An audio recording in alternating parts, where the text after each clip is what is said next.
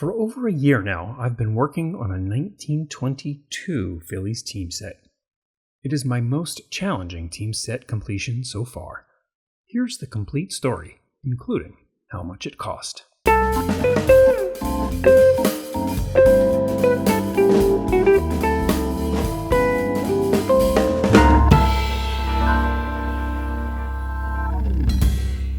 "1922 isn't exactly a random year for baseball cards. It was a banner year, in fact, for baseball cards.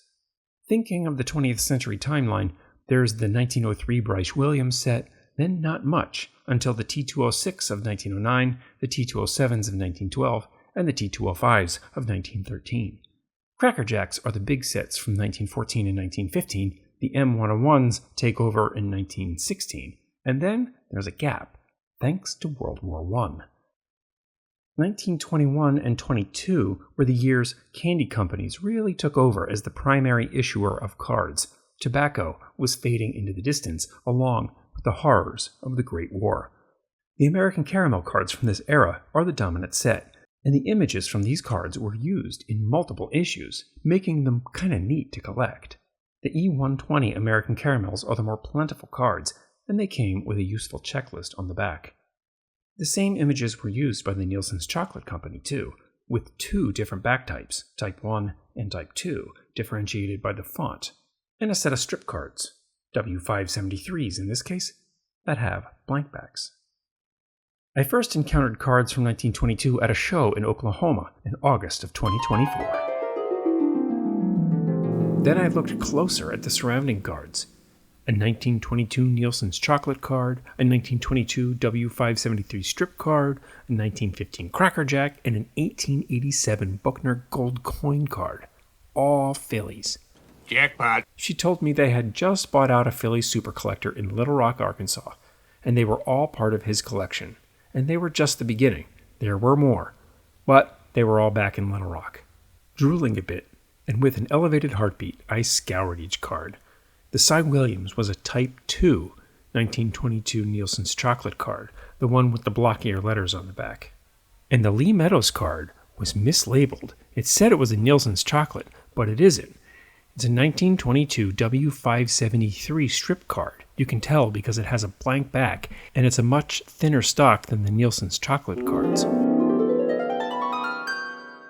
Lee Meadows was a great pitcher for the Phillies from 1919 to 1923. A competent right-hander, he won 12 games for the Phillies in 1922, a big number for a terrible team that went 57-96 on the year. Meadows had more than 20% of the team's wins, and he wore glasses too, one of the earliest players in baseball to do so. Cy Williams played for the Phillies from 1918 to 1930. He was the center fielder and led the National League in home runs 4 times, and he hit better than 300 in 1922. It was a package deal, but these guys were $50 each. Starting a set is the hardest part, but now I had started, which meant I had a reason to finish. 2 cards down, 13 to go. That led me to the fact that the 1922 cards are pretty tough to find. T205s and T206s, Cracker Jacks, the later Goudies, they're all pretty easy to find, and they change hands a lot. There just doesn't seem to be many people collecting this year, and not many cards available. Bill Hubble was next, as told in episode 68, when a stop at a card store resulted in an unexpected pickup. They brought out the old stuff for me too, and in a box of mismatched pre-war vintage, I came across this Bill Hubble card. After closer inspection, it became clear it was a W573 strip card. It had a blank back, the cardstock was fairly thin, and there was no gloss on the front. Bill Hubble wasn't a particularly good pitcher, and amassed a career-losing record. He almost died when he took a comeback line drive off his temple, landing him in the hospital for a good while, and leading him to have to wear a metal plate under his hat when he pitched, which he didn't do too much of after that injury. A random card in a random box in a random spot that I wasn't looking for, but I'm very happy to have. Another W573 strip card. We agreed on $60 for the card. A Calm Fall had only a single eBay pickup when Jack Peters showed up for sale in November for $50. By now I knew that $50 was a solid price for cards of this year, so when it popped up, I pulled the trigger on a buy it now. Jack Peters was the backup catcher and didn't get into many games in the 2 seasons he played with the Phillies in 21 and 22. By Christmas of 2024, I was 4 cards deep into the set and had a fairly robust watch list set up on eBay. My darling wife took a peek and secured a card as a holiday surprise, so it was a delight to find Roy Leslie under the tree that year. Leslie only played for the Phillies in 1922 when he was the everyday first baseman, but an average ball player at best. He had a B-WAR of -2 in 22. The Christmas surprises didn't stop there, as Santa had arranged a second card as well, a Nielsen's Chocolate Type 1 of Art Fletcher. This card is cool for a few reasons. The Nielsen's Chocolate cards are darker than their counterparts, thicker too, and this card is one of the few early horizontal cards. 2 bonus cards to add to this tough team set.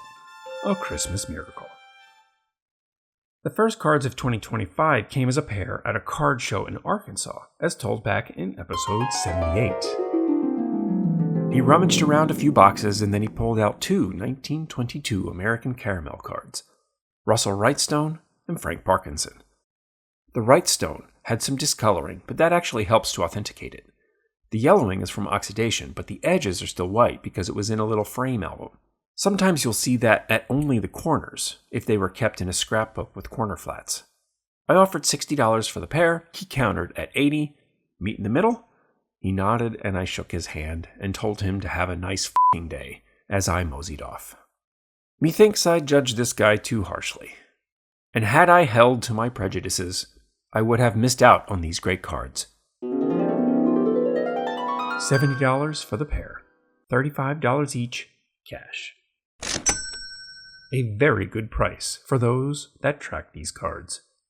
Wrightstone was a utility man, mostly playing infield. He played for the Phillies from 1920 to 1928 and was a pretty solid all-around guy.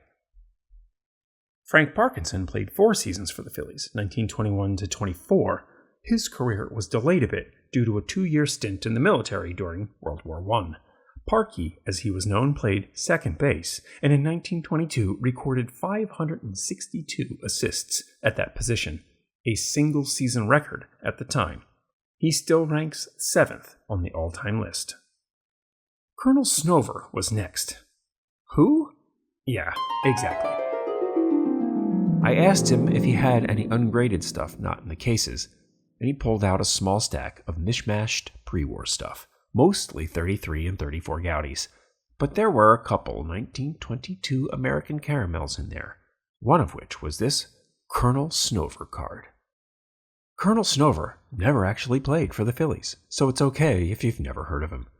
Info is scarce on this cat, but he pitched 2 games for the New York Baseball Giants in 1919, but spent most of his career with the Pittsfield Hillies of the Eastern League. The Phillies were scouting him in 1922, but never tendered him a contract. This is a very early Phantom card. Check out episode 32 for more on Phantom cards. This is the earliest Phantom card that I know for the Phillies. The card was in great shape for 103 years old, and a bargain at $50. Another 50 in the till. Another check off the list, even if the guy never played for the club. Coming into the summer of 2025, I had crossed the halfway point. Thanks to the many of you who purchased custom card box dividers, I had a few extra bucks in the June card budget, and so treated myself to another eBay purchase. Jimmy Ring was acquired for $64 in an auction, another American Caramel. Ring was a right-handed pitcher, and another woefully under-average one at that. He gave up a league-leading 103 walks in 1922. A month away from the 2025 National and a year into this team set build, I was 2/3 complete and $394 in the weeds, and I still needed 5 cards. I had been saving my dollars for a while for the largest card show in the world and made completing this set my highest priority while on that trip. The first 2 1922 cards I saw at the National were Jimmy Ring and Goldie Rapp. Now I had just acquired the Jimmy Ring in the previous month, but that was an American Caramel. This was a Nielsen's Chocolate, so of course I bought it. Goldie Rapp came along too. Rapp was the third baseman, and his glove was better than his bat. In 3 years with the Phillies, he hit .250 with only 3 home runs and 70 scattered RBIs. $100 for this pair. Later that same day, a ways down the row, I found another vintage dealer with 1922 American Caramels, and got closer to completion of that set with Curtis Walker and Butch Henline, both in fine shape. Another hundo for this pair. Curtis Walker was the right fielder, and the best hitter for the team that year. In 1922, he hit .337 with 12 home runs and 89 RBIs. Butch Henline was a hot rookie in 22 and a little older than the other rookies due to his service in the Great War. He was the catcher and hit .316 in his rookie season. He led the National League with a fielding percentage of .983 and hit 3 home runs in a single game that year. That left only Lee King. Passing the lunch hour, I still hadn't found the 1922 Lee King, and found another vintage dealer with a promising pile, but to no avail. I was lamenting to the dealer my difficulty in finding a certain card, much like last year, when I just couldn't find a 1934 Gaudy high number of Dolph Camilli. He asked what I was looking for, and I said the 1922 American Caramel Lee King. The dealer gave me a wink, pulled out his personal collection, and boom, Lee King.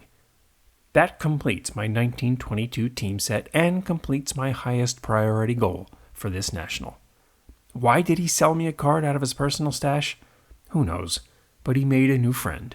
I took down his info and looked to reconnect later down the road, when hopefully we'll be old friends. Lee King was traded from the New York Giants to the Phillies in 1921, and then partway through the 1922 season, the Phillies traded him right back to the Giants, where he won a pennant with them.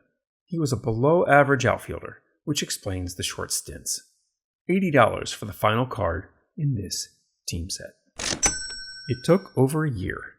It took card shows in 3 states, including the National. It took a little eBay, and I had some help from Santa. But my 1922 Phillies team set is now complete and representative of all of the cards available. The E120 American Caramels, the W573 strip cards, and the Nielsen's Chocolate Type 1 and Type 2. All in, it cost $674. I could never afford to do that all at once, like some people can. But the slow patience of diligent vintage collectors is often rewarded. I'll keep this set forever and pass it down to my son eventually. What he does with it, I'll never know, because I'll be dead. Thanks for watching.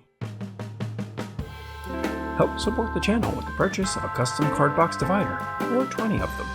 Send me an email at philliesbaseballcards@gmail.com to talk about